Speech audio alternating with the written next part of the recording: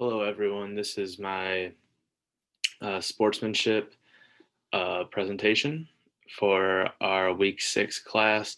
I decided to make this video for more of the elementary and middle school athletic department that would be used just because I've been substituting at a middle school lately, and I feel that I've gotten a big understanding of what they need to learn and how they need to be taught. So I would have this meeting before fall, winter, and spring sports with all the parents and student athletes in attendance.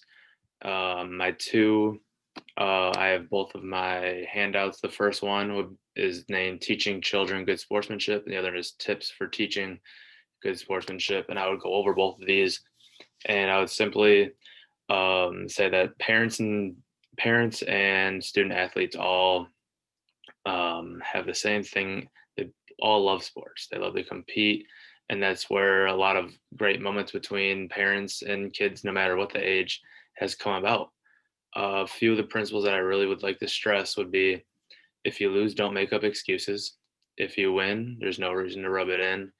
Learn from mistakes and get back in the game. Always do your best. If someone else makes a mistake, remain encouraging and avoid criticizing. Show respect for yourself, your team, and the officials of the game. Those are the principles that we stress here at Larson Middle School.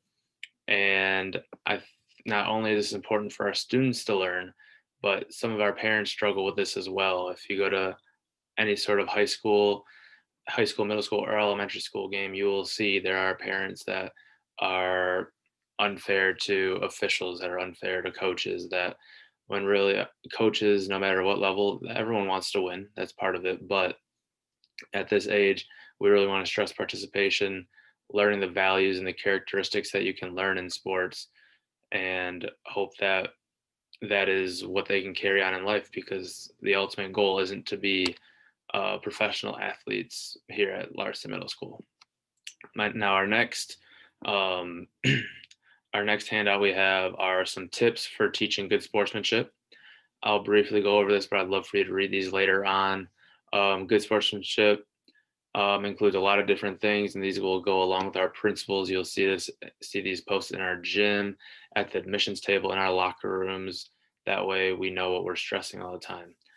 First one is avoid arguing. This is not only with officials, but also coaches.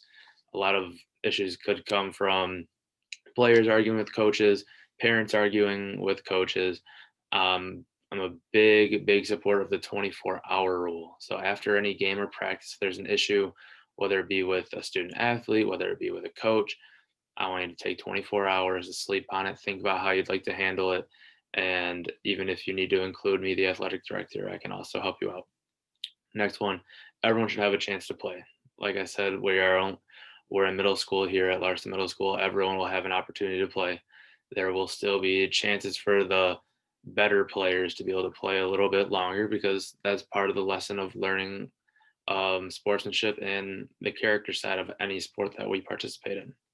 Next one is to play fair.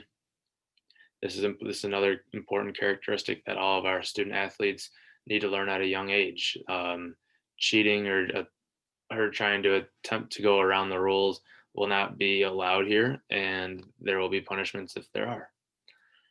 Next one is follow directions. And the importance of listening to coaches and referees is very important. Another thing that plays into character, which I know that's a word I'm going to use a lot, but I think it's super important. Um, Respect the other team.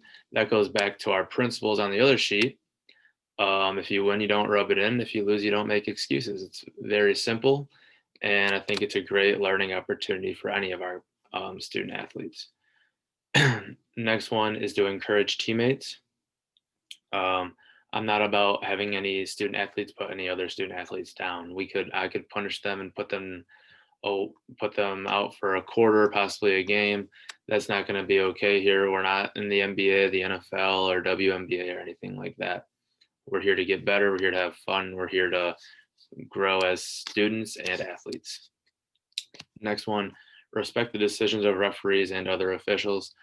I'm very very tough on this with all of our student athletes. I think this is one of the biggest issues in youth sports, and not only with our student athletes, but with parents.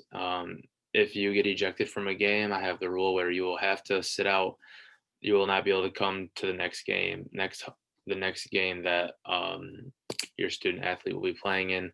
That could be in any sport, and that is home or away. I am at both games, and if I'm not, I have other people there too.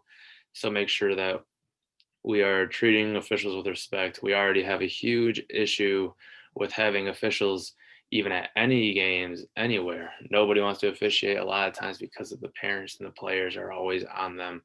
And if you think that you could do a lot better, it would be a good idea to try to be an official for us. I think that would really help the MHSAA, and it would really help us out with finding officials for our games. Last one is we always end with a handshake. Obviously, this year, that one is a little different. We won't be doing that with COVID concerns. We're hoping that we still are able to play.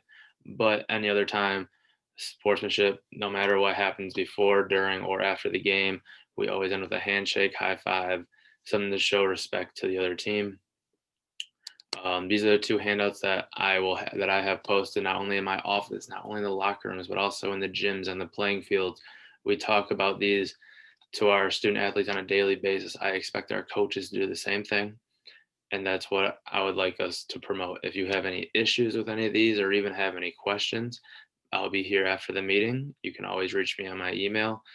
And I think we're going to have a really great year. And go Rebels.